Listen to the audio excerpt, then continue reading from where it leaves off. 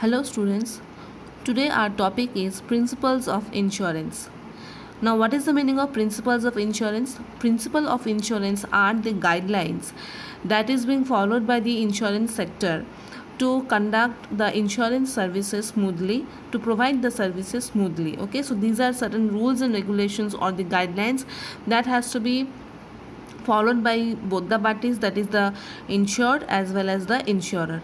Now there are basically six principles of insurance, and today I will be discussing with you three of such kinds. Okay, so first is utmost good faith, then we have insurable interest, we have principle of indemnity, we have principle of subrogation, we have principle of mitigation of loss, and then we have principle of causa proxima. Okay, so now let us get into details the principles of utmost good faith.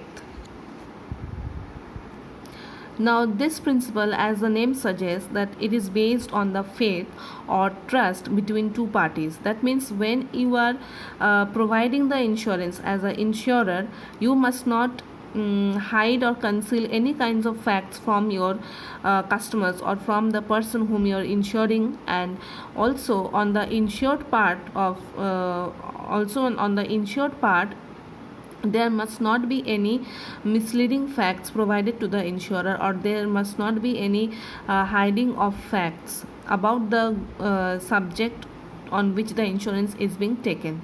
Okay, so whatever details is there, that has to be disclosed between the two parties in order to maintain the trust between the two parties, right?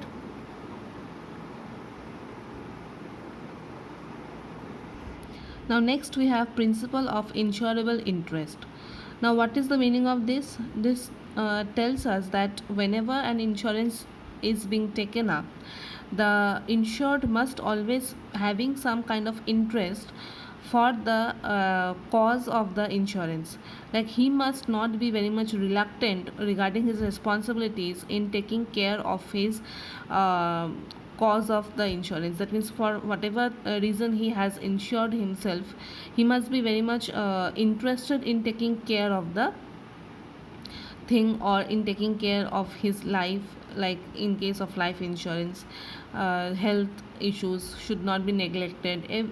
All the possible measures should be adopted to take care of the subject matter, to have the insured must have some interest in taking care of the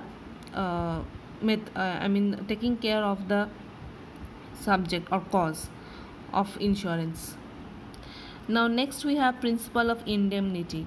Indemnity means that the insurance contract is not uh,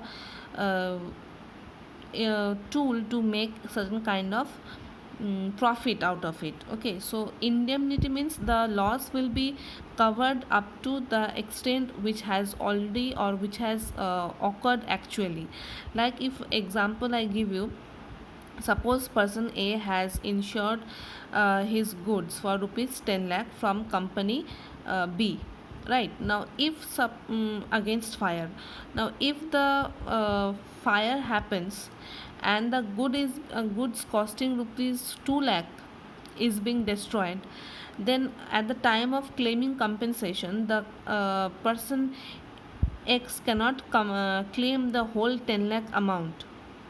He will not be given he will not be paid the whole 10 lakh amount, because he has not suffered the loss to the extent of rupees 10 lakh. He has only incurred a loss of rupees 2 lakh. So in that case, he will be paid off rupees 2 lakh only from the insurance company. So this is the meaning of indemnity. That means in this way he will be brought back to the position which he was before occurring of the event.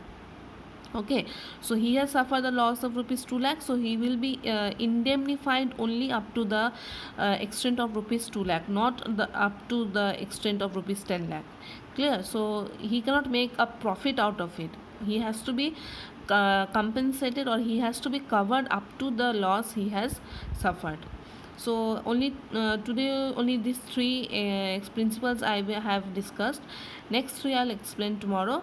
So if anyone face any problem, they can let me know about their problems. Okay, thank you children.